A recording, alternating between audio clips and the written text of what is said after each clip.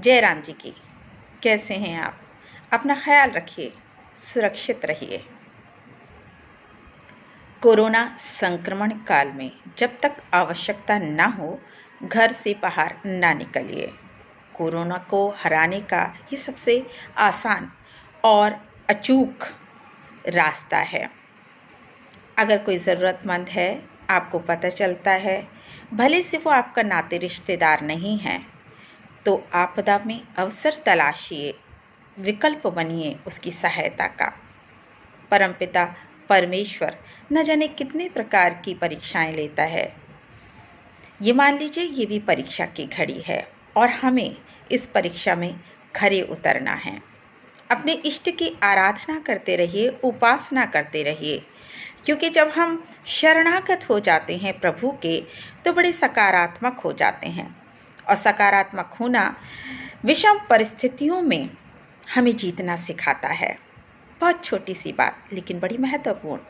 मन के हारे हार है और मन के जीते जीत। विपरीत परिस्थितियों को कैसे जीता जाता है, इसकी साक्षात प्रतिमूर्ति हैं हनुमत लला। हनुमान जयंती। चैत्र मास की पूर्णिमा को हनुमान जयंती पर्व मनाया जाता है। इस बार ये पर्व 27 अप्रैल मंगलवार को है। हनुमान जी को प्रसन्न करने के लिए शुभ योग में यदि बड़े छोटे छोटे से और सरल उपाय किए जाएं, तो हर परेशानी को दूर किया जा सकता है। थोड़ा सा ध्यान दीजिए और कोशिश कीजिए कि इस अवसर का आप लाभ उठाएं। हनुमान जी को चोला चढ़ाएं। कुछ बातों का ध्यान रखें। 27 अप्रैल मंगलवार को हनुमान जी को चोला आप चढ़ा सकते हैं। हनुमान जी को चोला चढ़ाने से पहले आप स्वयं स्नान आदि करके शुद्ध हो जाएं, साफ वस्त्र धारण करें। लाल रंग की धोती अगर आप पहनते हैं तो ये तो बहुत ही बढ़िया रहेगा। चोला चढ़ाने के लिए चमेली के तेल का उपयोग करें। साथ ही चोला चढ़ाते समय एक दीपक हनुमान जी के सामने प्रज्वलित करके आप रख दें। दीपक में भी चमेली के तेल का उपयोग करेंगे तो बड़ा अच्छा रहेगा। चोला चढ़ाने के बाद हनुमान जी को गुलाब के फूल की माला पहनाइए।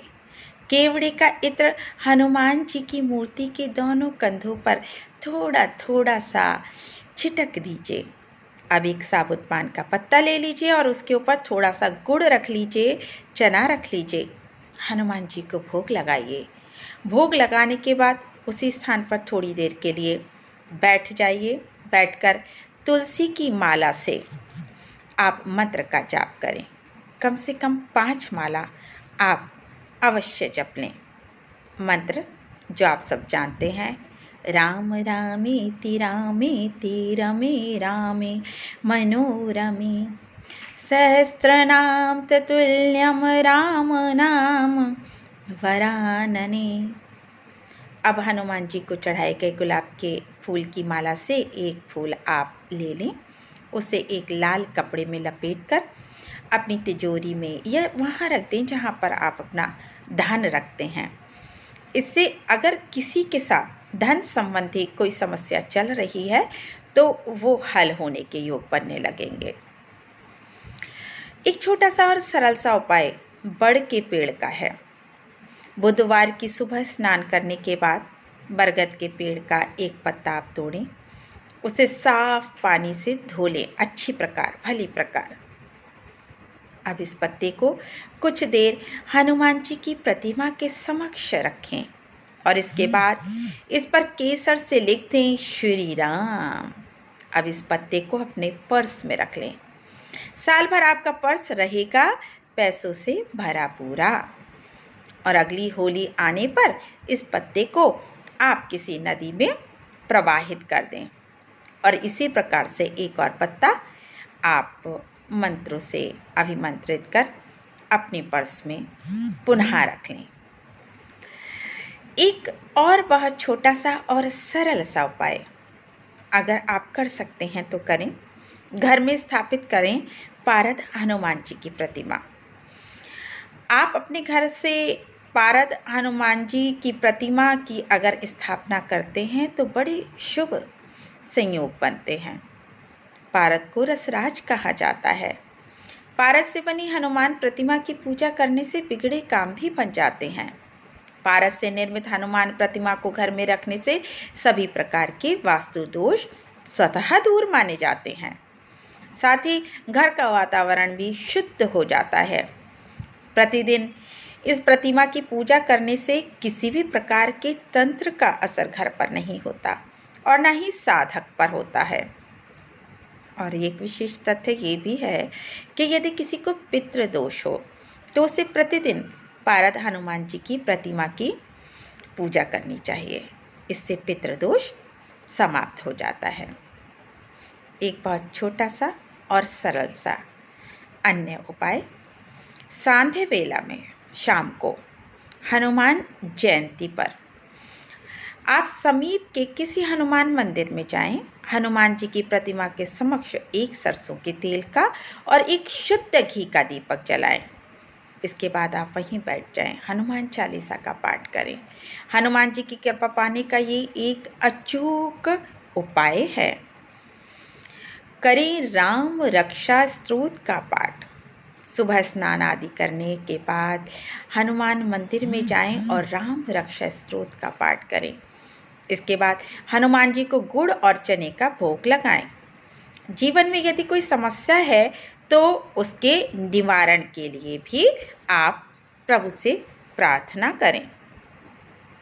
एक बहुत छोटी सी किंतु बहुत ही महत्वपूर्ण बात, प्राण रक्षा के लिए भी मंत्र रक्षा कवच बनाने के लिए आप सभी जानते हैं, हनुमान जी जब लंका से आए तो राम जी ने उनसे पूछा कि राम जी के वियोग में सीता जी अपने प्राणों की रक्षा कैसे करती हैं।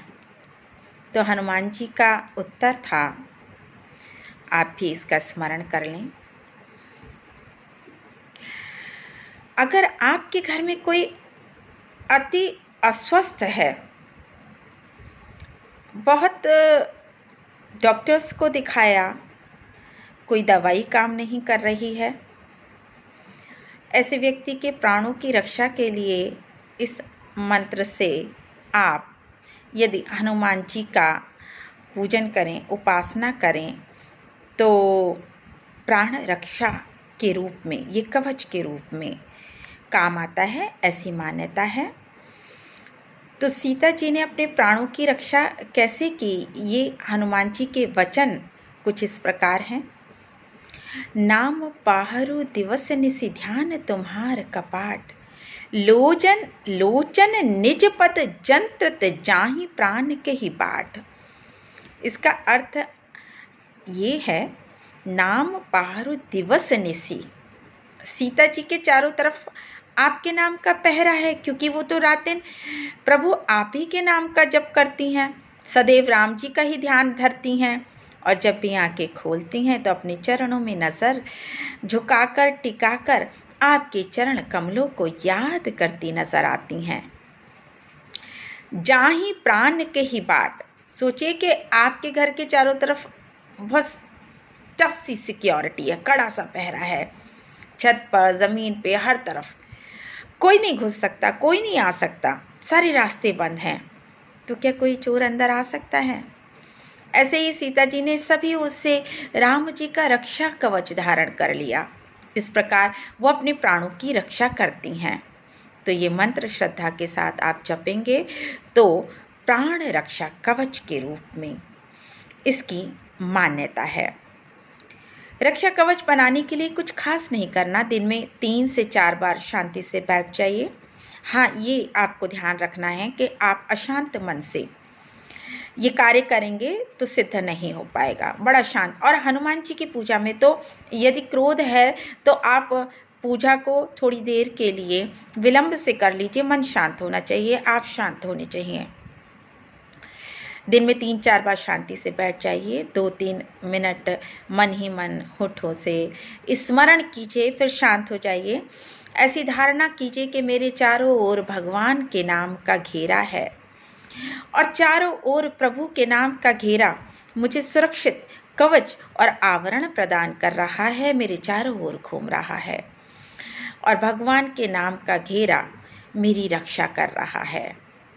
यकीन जानिए, कई बार ऐसी स्थितियां आती हैं कि कोई रास्ता नज़र नहीं आता, किंतु इन छोटे छोटे सरल उपाय से हनुमान जी को यदि प्रसन्न किया जाए तो प्राण रक्षा जैसे भी असंभव कार्य संभव हो जाते हैं।